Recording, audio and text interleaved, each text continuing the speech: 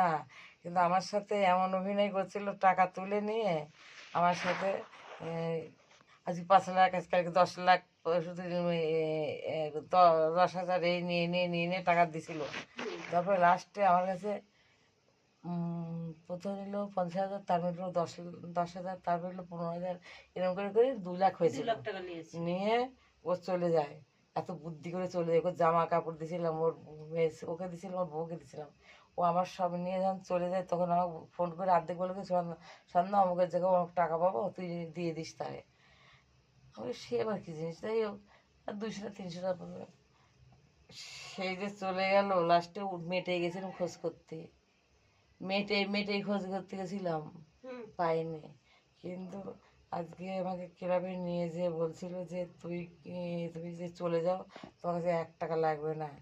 আমি বলছিলাম যে কেন যাবো, আমি এখান থেকে ইনকাম করে আমরা ছেলে মেয়েকে মানুষ করেছি, কিন্তু আমি এখানে যাবো না। ঠিক, আমি বাবু গাড়ি বিক্রি করে টাকা দিচ্ছে এখানকার লোককে। তাহলে আমরা কিন্তু এরকম লোক। আজকে ধরো তুই আমার এখানে আসিস, সাপোজ এই মনাটা না, চোখ বুঝে 20,000 টাকা দেবো, 30,000 টাকা দেবো, মনে তো ওই নেই, কোথাও যাবে না। ওর মা আমার বান্ধবী।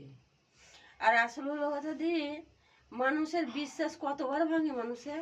তুমি কত কথা, তুমি তোমার সাথে আমাকে এত খুশি করলো, তুমি আছো, পরে পরে তুমি আমাদের সঙ্গে খারাপ ব্যবহার করে চলে গেলে। হ্যাঁ, তুমি পারবে না, আমাদের বলবে দিদি আমি এটা পারছি না, লেট হবে, কি করবো, বাড়ি যাচ্ছে, তোকে বিশ্বাস আমাকে করবো। দি তোমাকে একটা কথা বলবো, আমি বাড়ি ঘর কোথাও যাই না দি, বাড়ি ঘর কোথাও যাই না। তো বাড়ি নাই? বাড়ি মা বাবা নেই। তোমাকে সত্যি কথা বলছি, আমার মা যখন আমার 7 বছর বয়স তখন মারা গেছে। আমার বাপ তো মনে করো আজকে 10 বছর হয়ে গেছে মারা গেছে। একটা ভাই আছে, ভাইয়ের সঙ্গে আমার কোনো যোগাযোগ নেই, কিছু নেই, ভাবি ভালো না, ঠিক আছে, ওই যাওয়া আসা করে না। ছেলেটা মনে করো শ্বশুর শাশুড়ির কাছে আছে, ঠিক আছে, তাদের সাথে কোনো যোগাযোগ নেই। আমি গিয়ে উঠবো কোথায়? তো ফ্যামিলি কার বাড়ি নেই তোর? কারোর সঙ্গে আমার যোগাযোগ নেই। তো বাপের বাড়ি ছিল না? বাপের বাড়ি আছে, বাপ ভাই আছে, ভাইরা আছে, ভাবিরা আছে। তো দেখে না? না, আমি কারোর সঙ্গে তোমাকে কয় বোন? আমরা 3 বোন। বোনরা দেখে না? বোনদের সঙ্গে আমার কথা হতো। বোনরা কি করেছিল, আমার বর আমার ভালো ঘরে বিয়ে হয়েছিল বোন। তা দিদি ভালো ঘরে বিয়ে মানে আমার 7 বছর বয়স যখন মা মারা যায়, 4 বছর আমি বাপের ঘরে ছিলাম। 11 বছরে আমার মেয়ে বড় বোনের দেওর আমাকে বিয়ে করে নিয়ে এসেছিল। প্রেম করে? ও প্রেম করতো, তখন তো 11 বছরকার মেয়ে, তখন তো আমি প্রেম করার কিছু জানতাম না, ও করতো। আমি যেতাম আসতাম দেখতো, ও বলতো যে আমি বিয়ে করলে আমি মনিকেই করবো, তাছাড়া করবো না, এরকম কথা বলতো। এবার আমার সৎমা কিন্তু খুব খারাপ ব্যবহার করতো দি, খুব মারতো, খুব ঝগড়া করতো, খেতে দিত না, এরকম করতো। একটা চাদর কিনে দিয়েছিল, মাঘ মাসে ঠান্ডা, আমার দিকে চাষ হয় তো ধান টান, আমার আব্বাদের জমি জায়গা আছে, 15 বিঘে জমি ধান। আমি রাত্রেবেলায় সারাদিন যে লেবার মুনিশ থাকে না, ওদের সঙ্গে কাজ করতাম। সকালবেলায় উঠি বাসি কাম যত সবই করতাম, কিন্তু আমি কি কাজ দিতাম জানো? মাঘ মাসের আগুন মাসের ঠান্ডাতে ওই লুঙ্গি নাহলে একটা শাড়িকে দৌড়া করে গায়ে দিতাম, দিত না কিছু আমাকে। তা আমার আব্বা এবার বলছে, মা চাদরবেলা এলে আমাকে বলিস, আমি চাদর কিনে দেবো একটা। ছোট মানুষ তো, 11 বছর বয়স, ছোট মানুষ না, তখন জামা কাপড় কিছু কিনতাম না। তা খাবার দুপুরে ভাত 4টে না হলে খেতে পেতাম না, আমি সব কাজ করতে করতে। ওরা বাবু খেয়ে দিয়ে ঘুমাতো, বেড়াতো আর করতো, আর আমাকে দিত না। বাবা জানতো এটা? বাবা কিছু বলতে পারতো না। নিয়ে আমার আব্বা বলছে, এবার চান করতে গেছি 4টের সময়, দেখছি একটা চাদরওয়ালার লোক ছুটছে আসছে। আমি ছুটতে ছুটতে এসে আমার আব্বা ভাত খেয়ে শুয়ে আছে। আমি বলছি আব্বা, আব্বা, বলছে কি? আমি বলছি চাদরওয়ালা এসছে আমার আব্বাকে। তা আমার আব্বা বলছে ডাকো। আমি ডাকলাম, তো 160 টাকা দিয়ে একটা চাদর কিনে দিয়েছিল আমাকে। আমার আব্বা চলে যাওয়ার পরে আমার গোটা শরীর ফাটান ফাটান দিয়েছিল, কেন চাদরটা চাইলি, আর চাদরটা কেন নিলি তুই? বাবা কোথায় গেছিল?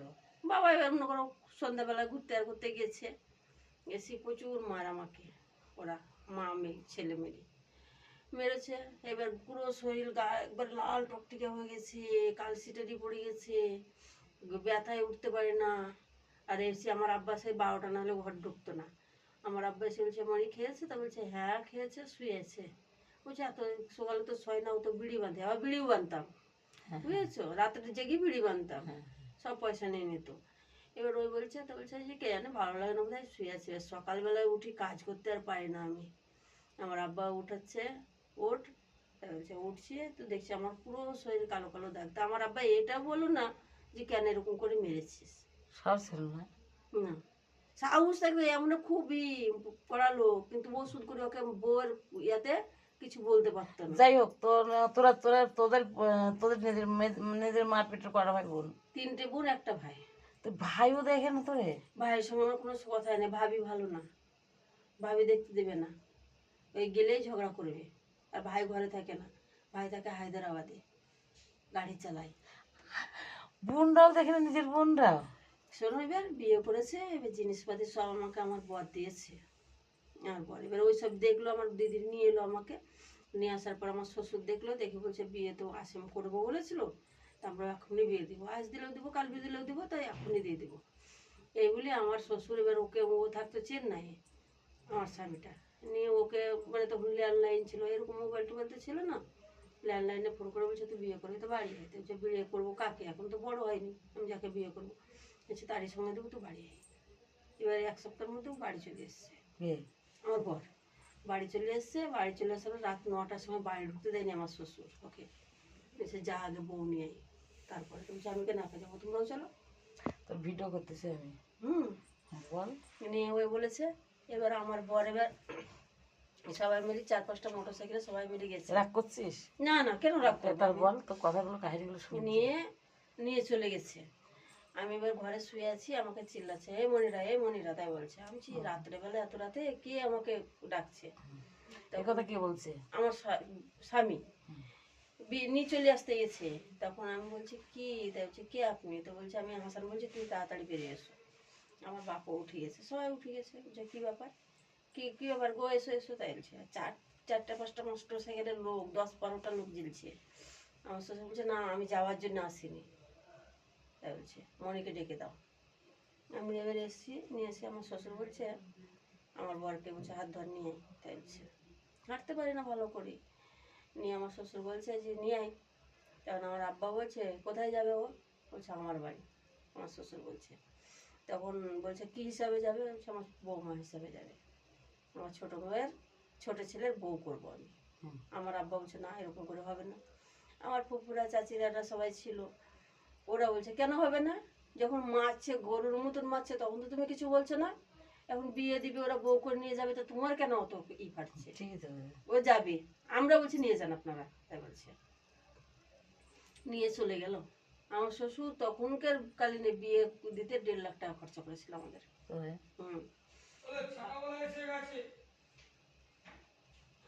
সোনা দানা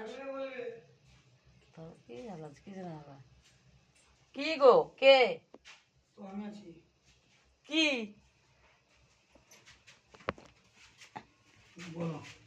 ওরে বাবা রে, কি বলা মিস্ত্রি, সাদা আলা মিস্ত্রি, বল চুদবি নে, বল কি? তারপরে নিয়ে বেরোয় বললো খরচা করলো, সোনা দানা সব একবারে, পাখি মাথা শ্বশুর সব বানাই দিল আমাকে বিয়ের দিনে। আমার সব বড় বোনকে বলছে এক কাজ করো, তোমাদের তো বোন, তা তোমাদের ঘরে রাখো আজকের দিন, কালকে আমি বিয়ে দিয়ে ঘরে নিয়ে যাবো। আমার আব্বার ভয়ে আমার বড় বোন রাখলো না, বলছে না আপনারা ঘোষণা দেবেন দেনগা, আমার ঘরে রাখবো না, আমি বাপের কাছে দোষী হবো, আপনারা নিয়ে যান। আমার বোনরা বলল যে ঠিক আছে কোনো ব্যাপার নেই, নিয়ে চলে যাচ্ছি তাহলে। তারপরের দিন বিয়ে হবে, আমার শ্বশুর শাশুড়ি গেল রাত সকাল সকাল একবারে, দিয়ে বাড়িতে সবাইকে নিমন্ত্রণ করে। আমার আমার মা তো নেই, আমার সাথে মতো আসার ক্ষমতা নেই, বাবাও এলো না। আর কারণ ওর দুঃখের কথা রিভিকেট করতেছে। তারপরে তারপরে নিয়ে বললো, বলার পরে আমার চাচা চাচিরা ফুফুরা আপুতো ভাইরা সবাই এলো। আসার পরে চান করেছে, তারপরে আসার পরে দেখে শুনে গেল। আমার চাচা বলে গেল যে মেয়ে জামাই আমি নিয়ে যাবো কালকে। বলছে ঠিক আছে নিয়ে যাবো। নিয়ে গেল, একজন কানের বানায় নিয়ে এসে দিয়েছিল আমার বর চেন্নাই থেকে, এক বড় ঠিক আছে। সেই কানেরটা আমি পড়তাম না, আমার দিদির ঘরে রেখেছি। ঘরে রেখেছি। এবার দিদির ঘরে আছে, আমার তো আরো আছে, আমি করছি সেগুলো। আর ওটা বড় দিন আমি করবো না, আমি রেখে দিয়েছি। আমি আছে জানি তোমার কাছে দিন একটা জিনিস রাখি। ওসব ঢুকো বা এটা লাগিয়ে তোর জিনিস ঢুকো দাও, এখানে আছে। না ভালো থাকবে। তারপরে এবার ওই যে তুমি আমাকে কোনো জিনিস তোমার কাছে রেখেছি, তাহলে তুমি যদি আমার জিনিস কিছু করো তাহলে তোমাকে বলতে হবে না? এবার যা হয়েছে হয়েছে। ঠিক আছে, করবো না। তারপরে